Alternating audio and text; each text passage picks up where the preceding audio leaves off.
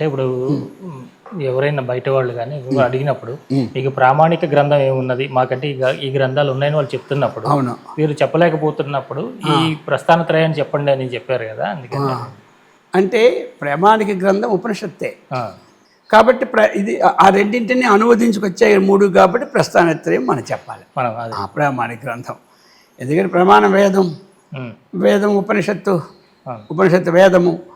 ఈ ఉపనిషత్తుల్లో సూక్ష్మాంశాన్ని ఆయన గ్రహించాడు. అన్నీ రాసింది ఆయనే కదా.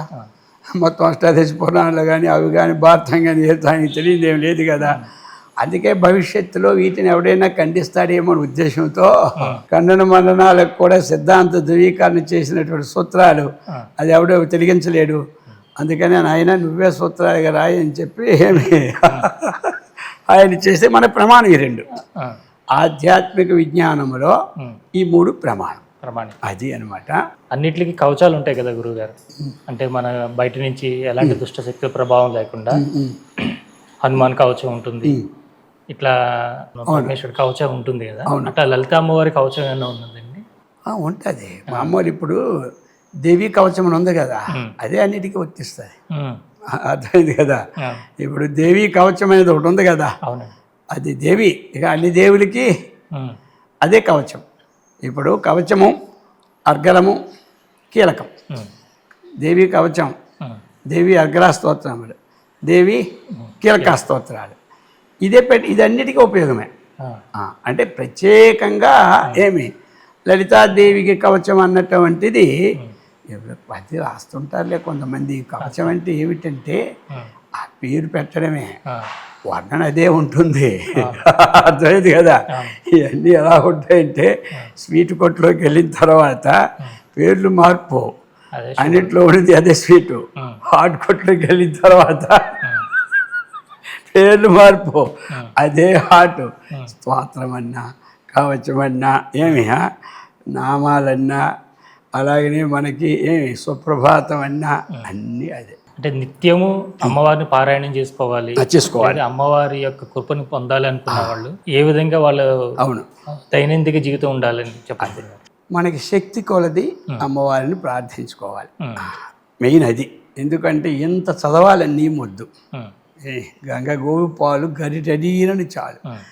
అమ్మవారు చూసేది ఏమిటంటే ఏ నామానికి నాకు సంబంధం ఉన్నదా అని చూస్తుంటారు. అది ఏమి ఆ ఏకాగ్రతగా కొంచెమైనా చాలు. అమ్మవారికి సమయం ఉన్న వాళ్ళు ఎక్కువ చేసుకొని సమయం లేని తక్కువ. అప్పుడు లలిత ఉంది, వచ్చిన వాళ్ళు ఏమనుకుంటారు ఓం శ్రీ లలితాదేవి అయి నమః. దుర్గాదేవి ఇష్టం వాళ్ళు ఓం శ్రీ దుర్గాదేవి అయి నమః. అలాగా రాజేశ్వరికి ఓం శ్రీ రాజరాజేశ్వరి అయి నమః, ఓం శ్రీ కాళ్యై నమః. ఇలాగా ఎవరికి ఏది ఇష్టదైవమో అది చక్కగా అమ్మవారిని ఏమి రోజు మనం శక్తి కొలతో దీపం పెట్టాలి. శక్తి ఉంటే పెట్టుకోవాలి దీపం. ఇంటికి దీపము పెట్టి కొంచెం ధూపం పెట్టి ఒక నైవేద్యం సమర్పించుకుంటే మంచిది. ఇది ఒక ఆచారం. అది లేనప్పుడు కాస్త అక్కడ కూర్చొని చక్కగా అమ్మవారి నామాన్ని ఓ 10-15 సార్లు అనుకుంటే చాలు. విడివిడిగా అనుకుంటే నామాలు అంటారు, ఒకే నామాన్ని 10 సార్లు అనుకుంటే జపమంటారు. ఇంతే తేడా. అర్థమైందిగా. అది చేసుకొని ఇక వాళ్ళ పనులన్నీ చక్కగా చేసుకొని ఎక్కడ ఏ పని చేసినా ఆ భగవన్నామాన్ని వదలకుండా ఉంచుకోవడం మంచిది. అంటే సాఫ్ట్వేర్లు కాదు, సాఫ్ట్వేర్ చేసేటప్పుడు ఈ నామం పెడితే అదే పడిపోద్ది అందులోను. వాళ్ళు ఏంటంటే ఆ పని భగవద్ దైవం అదే అమ్మవారు మనకి ఇచ్చిన పని అని అమ్మవారి స్వరూపుడు భావించుకొని కూర్చోవడం, వాళ్ళు బస్ పని చేసుకోవడమే. అందుచేత ఆ ప్రకారముగా మనం నిత్యము ఏంటంటే చింతన, మనసులో చింతన ఖాళీగా ఉన్నప్పుడల్లా చేసుకొని చేసే పని అమ్మవారి కంటే భిన్నము కాదని భావించుకోవాలి. వండిన వంట కానీ, తిన్న తిండి కానీ, చేసిన ఉద్యోగం కానీ, వ్యాపారం కానీ, వ్యవసాయం కానీ ఇది అమ్మవారి కంటే భిన్నము కాదు అని భావన వచ్చిందంటే వాళ్ళు నిరంతర ప్రవాహంగా అమ్మవారి ధ్యానం చేసినట్టే. వాళ్ళకి ఏమవుతుంది, అమ్మవారి అనుగ్రహం తొందరగా కరిగిపోతుంది అన్నమాట. ఇది పెద్ద పెద్ద గురువులు ఎంతోమంది ఎన్నో తత్వాల ద్వారా బ్రహ్మజ్ఞానాన్ని బోధించారు కదా. బోధించారు అన్నీ అంతే కదా. ఇప్పుడు శ్లోకం ఉంటుంది, ఇది పద్యాలు ఉన్నాయి, అవే తత్వం అంటే అదే భావము. అన్నింటిలో నిమిడిచారు. ఇప్పుడు శంకరాచార్య ఉన్నారు, భాష్యాలు రాశారు. ఆ భాష్యాలు అర్థం కాతుందో అవుతుందని ప్రకరణ గ్రంథాలు రాశారు. అవి అర్థం కాదు అవుతాదో అని మళ్ళీ ఏమి చేశారు భజగోవిందం అనే ఏమి అందులో తత్వం పెట్టారు, ఏమంటారు ఆ ప్రకారంగా.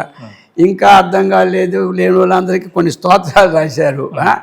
ఇలాగా ఆ భావాన్ని భాష్యం చదివేవాడికి ఏమర్థం అవుతుందో అదే భావం ఈ తత్వాల్లో కూడా తీసుకొచ్చేసారు మన వాళ్ళు. ఇప్పుడు ఆయన చెప్పాడు బ్రహ్మం ఒక్కటే, పరబ్రహ్మం ఒక్కటే అని చెప్పుకొచ్చేసాడు, ఏమంటారు. ఇంకా అంతకంటే మించింది లోకంలో లేనే లేదు.